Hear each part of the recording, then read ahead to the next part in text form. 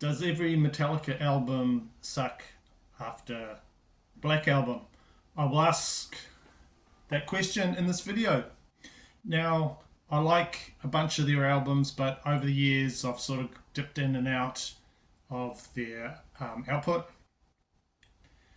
Where did you stop with Metallica? Do you like the more recent albums? Do you prefer the early thrash Metallica? Are you a big fan of the 1991 Black Album? Let me know. So what made me do this video is that I'm seeing the band live in Auckland, New Zealand in about 4 or 5 days actually. I've done similar band videos where I talk about the band's later albums. I've done one for AC/DC. I've done one for Iron Maiden, and the inspiration for those was Dan's channel Off the Charts. I did a response to his original videos for that, so check out his channel. So this time I'm going to be talking about Metallica and their later albums, going off from the Black one. So first off, going back, I was introduced to Metallica properly through this album and Justice for All. Still enjoy this album. It's a great one. And then, of course, straight after that, you've got the Black Album. Massive surprise for me when I first heard things from this. The surprise was just how commercial sounding it was after and Justice for All. With the orchestral arrangements on it, and really sort of melodic metal. And of course, it sold a ton. And I can't deny how popular this album was, the mass appeal from that album. The song Enter Sandman, great single, but I got really tired of it. But just recently I've been rediscovering that song Enter Sandman, because when I go around to my friend's place, we fire up videos, and one of my favourites to listen to before we have a few beers is Motorhead's version of Enter Sandman. It's a massive favourite of mine to listen to, so check that one out. Half this album I can still listen to, so good one there. But moving on from that, after that's titled Does Everything Suck After This One? What do you think of the next albums? Do they suck? So after touring and a 5-year break, they came out with the album Load.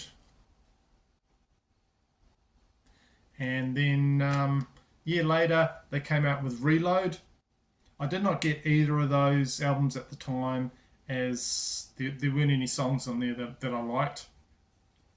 I think they considered putting together a double album of those two ones, but instead they just put them out singly. And definitely at the time I thought they sucked. Listening to them again, and I do listen to them, I think there are enough tracks sprinkled on these two albums to make a really good album. Individually, there's some really bad tracks on it, but putting the best tracks together, which I actually did, I made my own CD, and that's the CD there, and I play this a lot. This is the best songs from those two albums. And on this CD, I've got, I think the first song is actually the first song on Load, which is Ain't My Bitch. It's got 2x4 on it, The House That Jack Built, King Nothing. My favourite song from those two albums is actually Bleeding Me. Love that song. And I'll just show you a bit of the. There you go. Lots of photos in this release. There you go. The guys that cut their hair, which is okay. Trying something new. I'd give it probably a 7 out of 10, and that's my own CD that I made up here. I do enjoy listening to that. It's got that Marion Faithful song on it as well from Reload.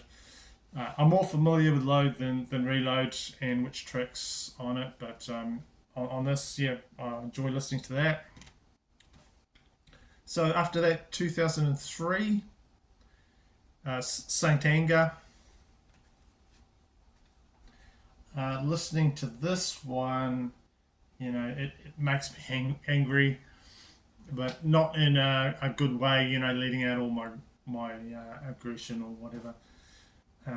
This album sort of sounds more dad rock and dated than some of their more recent albums. They're just trying to sort of compete with the new metal that's coming out with this one. They're trying to sort of stay relevant at the time, and pretty much failing in my opinion. But there's good artwork on here.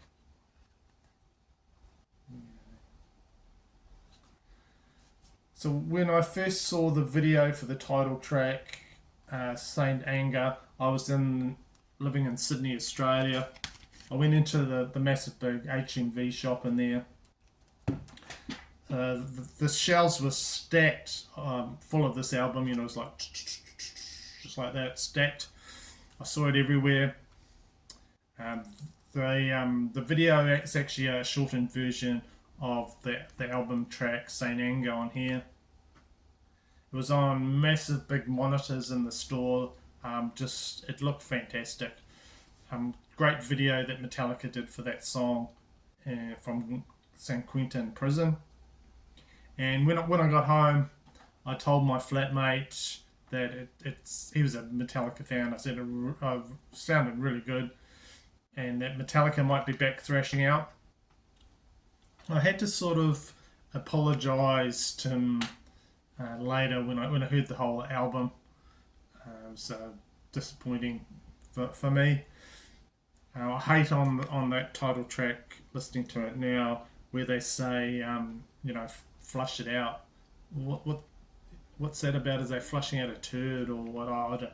On that title track, sort of ruins it a bit for me. I would not include that. So where are the big guitar solos? Kirk, did you just forget to plug in your guitar or something? The drum sound is pretty much unlistenable. Yeah, this one sucked for me. But going through listening to it again, least suckable track would have to be Shoot Me Again. That one there. That one there. Right, so moving forward, we got 2008 now. Next album is Metallica Death Magnetic. Much better release. They brought the speed metal back. Kirk has finally worked out how to plug in his guitar. Finally, we have got more guitar on here. The production on this used to bother me quite a bit, as I think it was brick walled or something with this. Used to give me a bit of a headache listening to it. Something in the sound, but But then I got this vinyl release, much better than that old CD I had.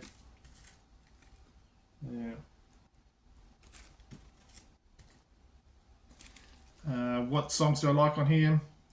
It's got to be Unforgiven, Number 3, Broken, Beaten, Scarred. Great song, excellent song. My favourite would be the Judas Kiss there. Just more of what I like from Metallica on this album. And it's on a, is it grey, I think? Yeah. Grey. Death Magnetic.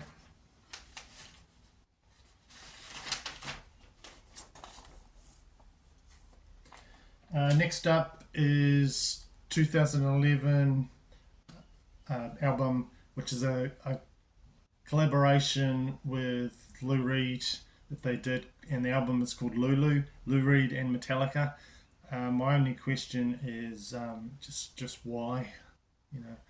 He's put out Metal Machine music things before, and yeah, I did not get that one. My local record shop has that album, and if I see it going down in price, I might actually pick it up just because it's quite hard to find that 2011 album Metallica Lulu. So moving on, we've got Better Stuff for me, and we're going to the year 2016. Hardwired to Self-Destruct. Ooh. This one for me definitely does not suck at all. Like all the songs on here. I've talked about how I got this album as a box set before on my channel. I did get this sent by mistake, perhaps. I do not know.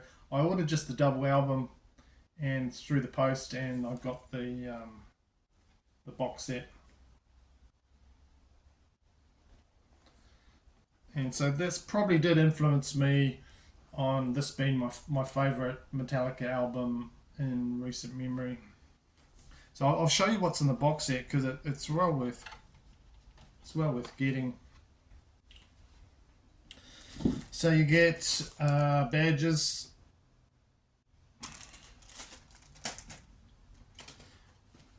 all the albums are on just a few tracks on each side for the best sound. It's the first one on blue. I won't show you them all.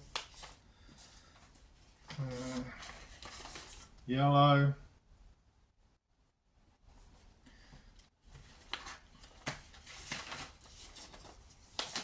And there's a bonus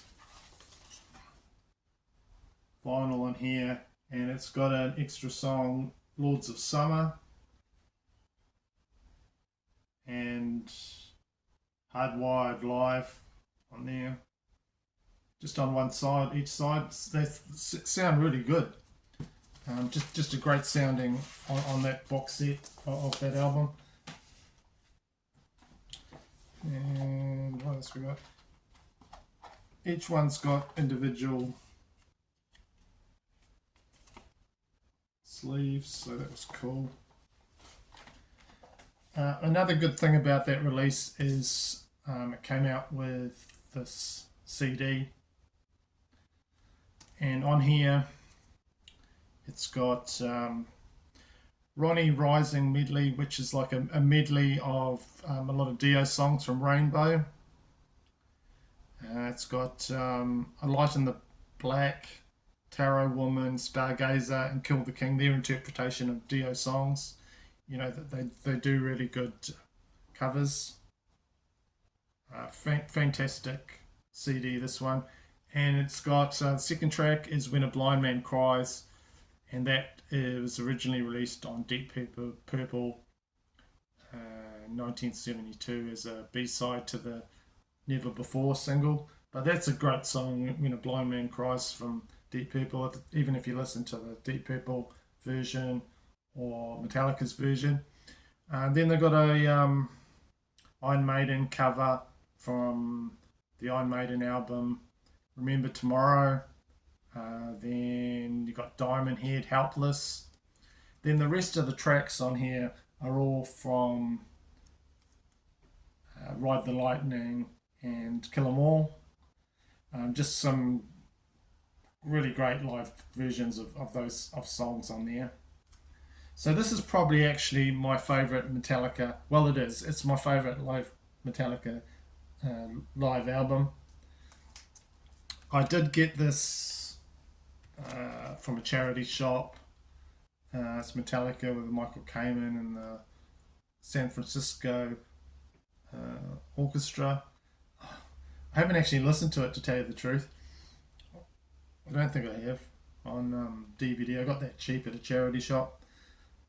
Some of those other CDs I showed that from Metallica, I got them in charity shop. For some reason, I can pick up some of their older CDs there, but a lot of other heavy metal stuff is you do not find in charity shops.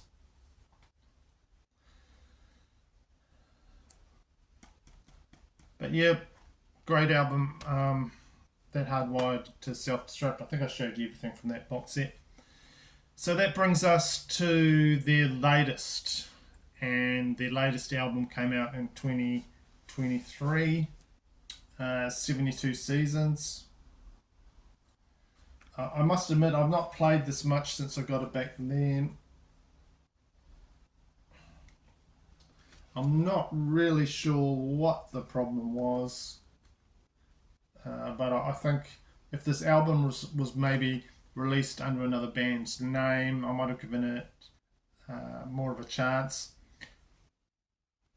But just so many songs on here remind me of other songs the band has done in the past.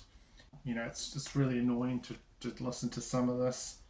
I'm thinking of other songs they've already done.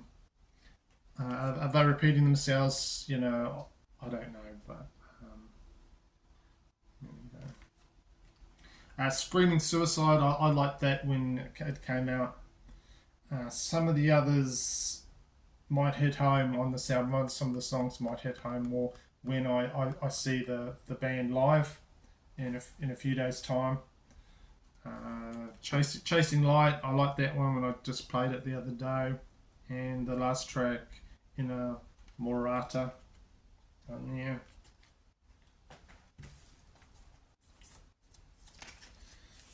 There you go.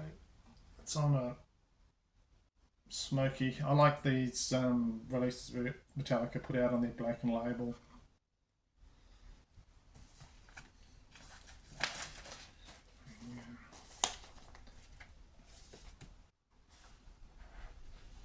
So yeah, when this came out, a lot of people said, "Oh, it's crap and whatever and all that." But when I see a lot of people's videos and when they're showing things from their collection, this album in all their records, spine sticks out like dog's balls. You can see it really easy.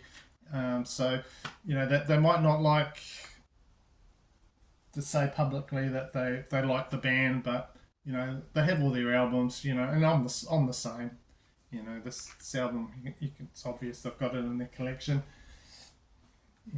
Even if it's like for nostalgia reasons, I still get the albums from Metallica.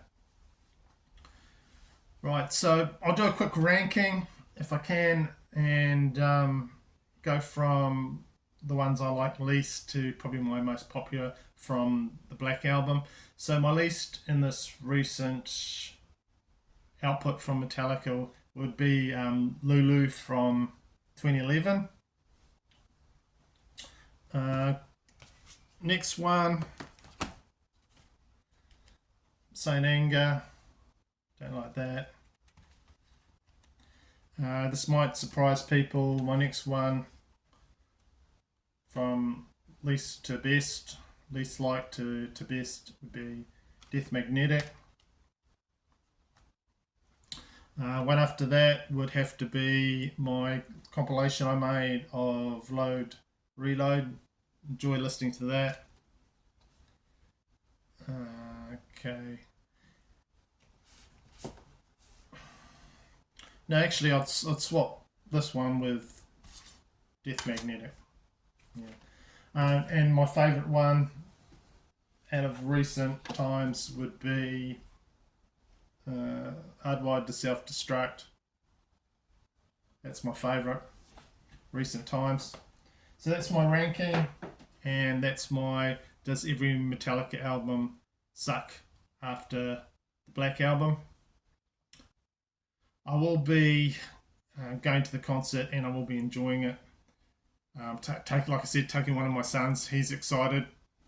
He does not have a long history with Metallica, so I'm not sure what he likes from them, but he wants to come, so that's going to be great. Thanks for watching, and I will see you in my next video.